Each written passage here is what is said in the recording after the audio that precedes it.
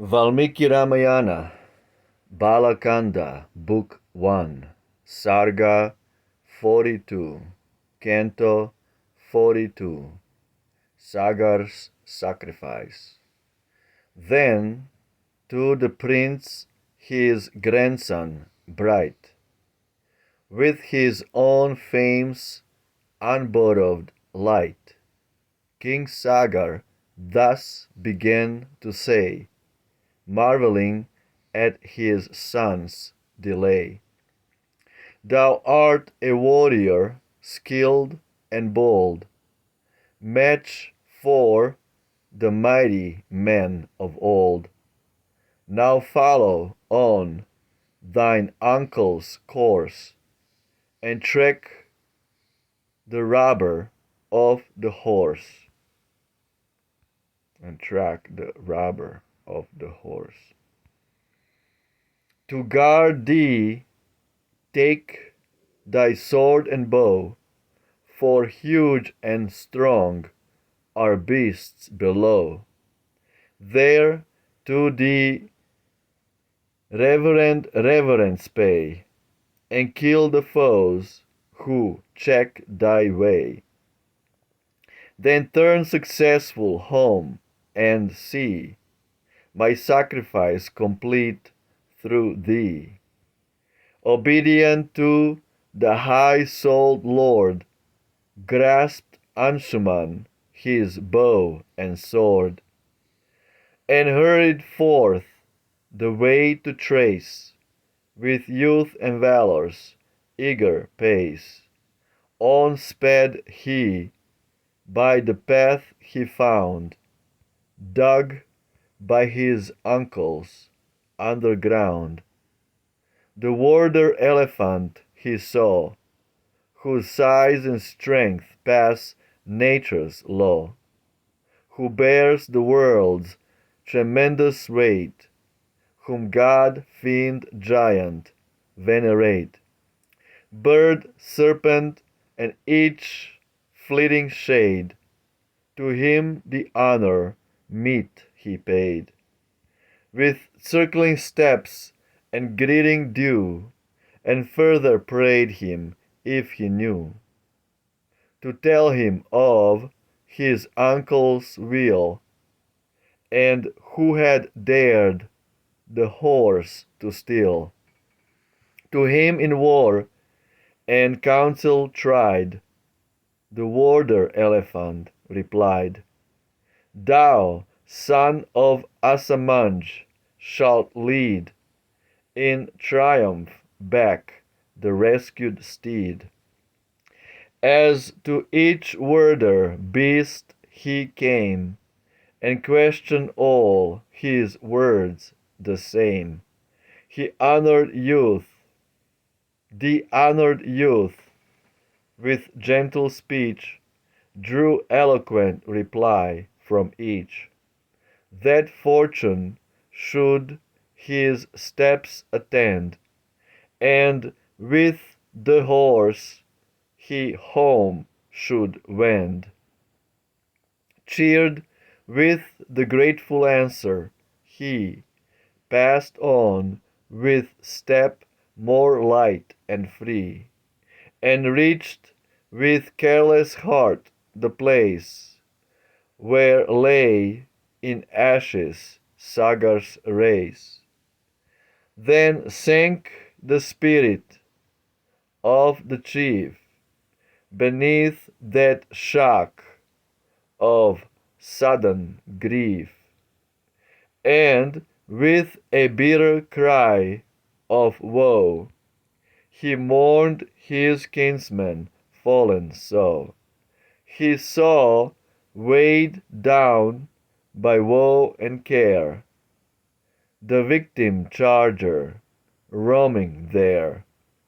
Yet would the pious chieftain fain oblations offer to the slain, but needing water for the rite, he looked, and there was none in sight. His quick eye searching all around, the uncle of his kinsmen found.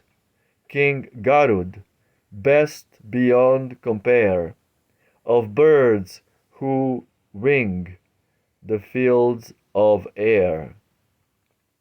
Then thus unto the weeping man, the son of Vinata, began: Grieve not, O hero, for their fall, who died a death approved of all. Of mighty strength they met their fate, by Kapil's hand, whom none can mate. Pour forth for them no earthly wave, a holier flood their spirits crave. If daughter of the Lord of Snow, Ganga, would turn her stream below, her waves that cleanse all mortal stain would wash their ashes pure again. Yea, when her flood, whom all revere, rolls o'er the dust that moulders here, then 60,000, freed from sin, a home in Indra's heaven shall win. Go, and with causeless labor try to draw the goddess from the sky. Return, and with thee take the steed, so shall thy grandsire's right succeed. Prince Anshuman, the strong and brave, followed the reed Suparna gave. The glorious hero took the horse, and homeward quickly bent his course. Straight to the anxious king he hied, whom lustral rites had purified, the mournful story to unfold, and all the king of birds had told. The tale of woe the monarch heard, no longer was the right deterred. With care and just observance he accomplished all as texts decree. The rites performed with brighter fame, mighty in counsel home he came. He longed to bring the river down, but found no plan his wish to crown. He pondered long with anxious thought, but saw no way to what he sought. Thus 30,000 years he spent, and then to heaven the monarch went. Footnotes 52:1b. The Devas and Asuras, gods and titans, fought in the east, the south, the west, the north, and the Devas were defeated by the Asuras in all these directions. They then fought in the northeastern direction.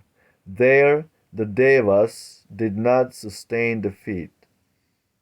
This direction is aparajita, i.e. unconquerable. Thence one should do work in this direction, and have it done there, for such a one alone is able to clear off his debts.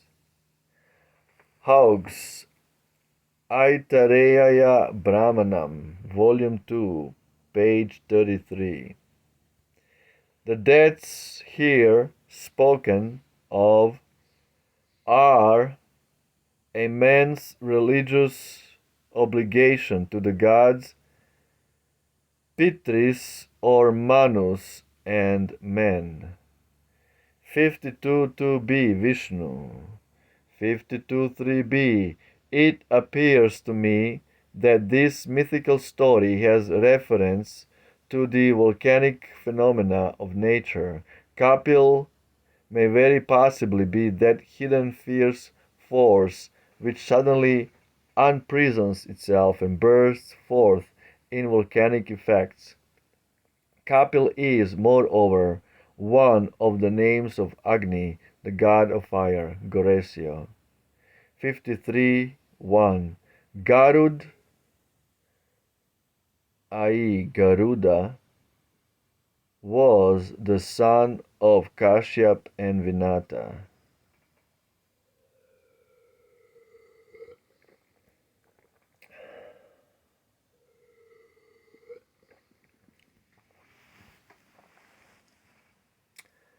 Anyway, another beautiful chapter of Ramayana, beautifully translated by Ralph Griffith. Back in 1800s with his colleagues Goresio and Hawkes, who were experts in translating from Sanskrit to Latin. They had to be experts in all these languages. So credit where credit is due.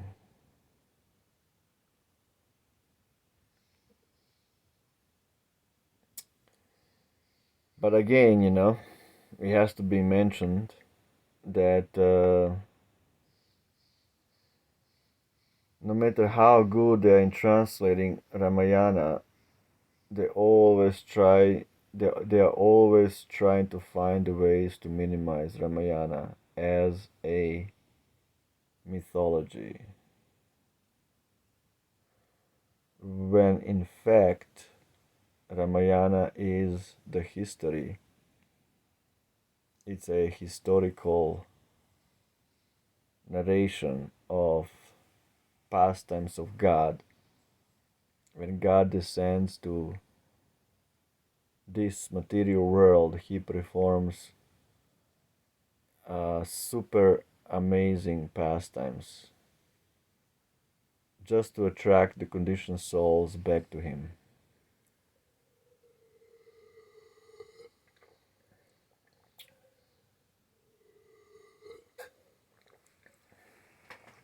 Everything works on this principle of attraction. The reason conditioned souls, have no problem rotting in this temporary material world is because they are attracted. They're attracted with so many things. And the mind is the powerhouse of so many ideas. And all these ideas, if they are not in relation to Rama or Krishna or Vishnu, i.e. God, then these ideas will be the cause of our ignorance. It will be the cause of our forgetfulness of the true eternal reality.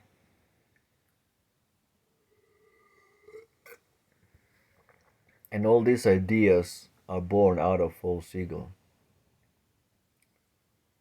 false identification with the material body. And all the problems that we see in the world is because we are identifying with this temporary material body. We are thinking we are black, we are white, we are man, we are woman, we are this and that, we are American, we are Russian. These are all ideas of of of the mind, all ignorance, pure unadulterated ignorance, pure illusion, to think that we are the product of this material energy. That's why these Abrahamic religions, they don't believe in soul. They literally think resurrection is the answer. They literally think their rotting bodies gonna resurrect from the graves like zombies. These are all atheistic teachings. You are not this material body. You are not a combination of molecules and atoms. You are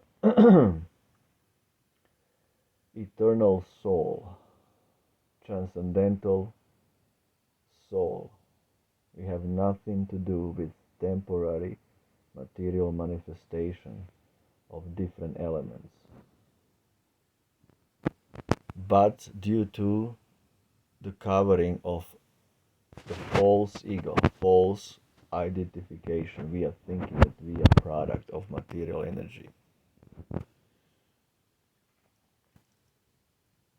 And this is the grossest type of ignorance, to think like that.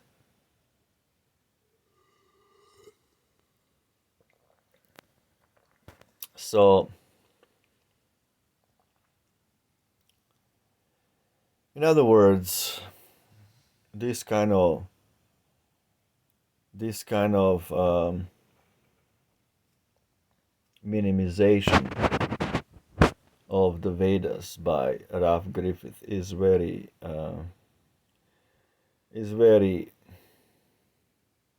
offensive. It appears to me that this mythical story,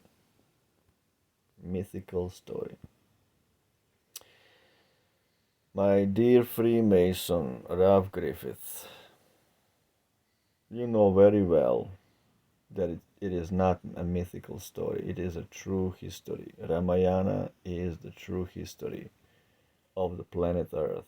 It happened 1.5 million years ago. It is not a mythical story. But the next part of the sentence, you say, has reference to the volcanic phenomena of nature. Kapil may very possibly be that hidden fiery force which suddenly unprisons itself and bursts forth in volcanic effects. That's interesting. That's interesting because the phenomena that are happening in nature are caused by demigods or higher living entities. So what you're saying here, it could be true to some extent. It could be true. So so that's not mythical. When you see phenomena of nature, now it's not mythical. You see it with your own eyes and you believe it. That's right in front of you.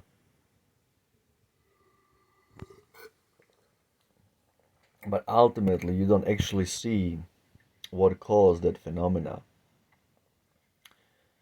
You will try to use science to tell us a story, quote unquote story, that it happened because of some some some something beneath that nobody saw except you.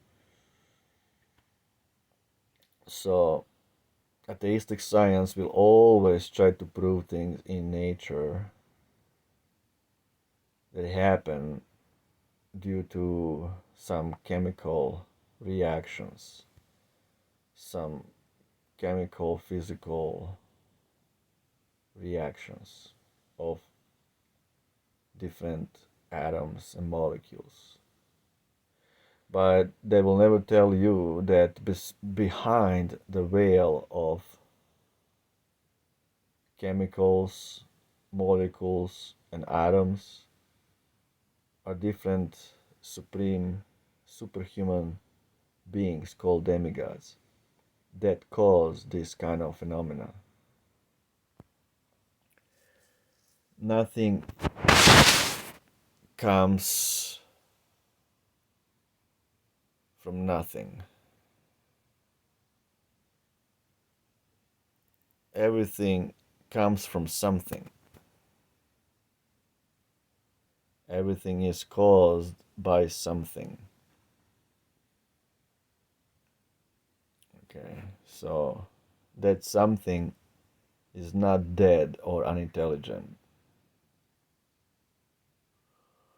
So what we see only the external, we don't see the eternal workings, who is moving these atoms. And these are called demigods. The Illuminatis. 33 million demigods are out there in the universe. 33, famous number. So Kapil is, moreover, one of the names of Agni, the god of fire. Well, I didn't know that. That's interesting. Thank you for teaching me that, Goresio and Ralph Griffith.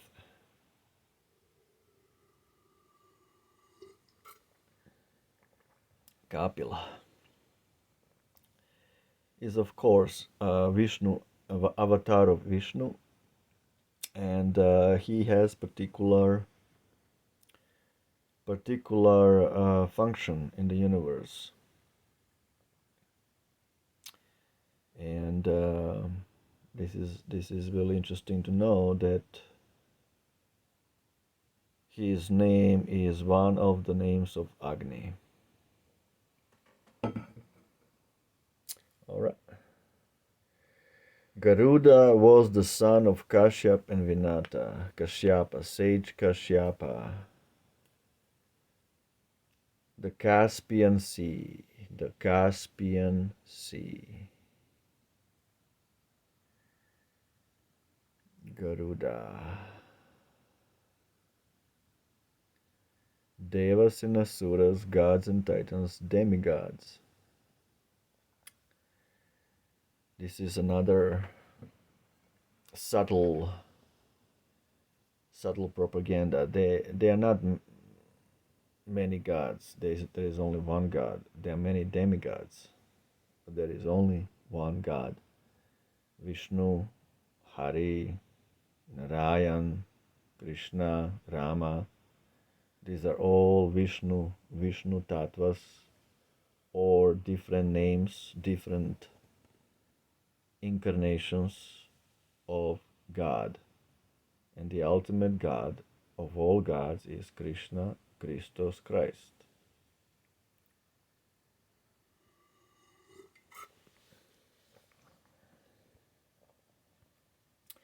Anyway, credit where credit is due to Ralph Griffith in his beautiful British translation of this particular chapter,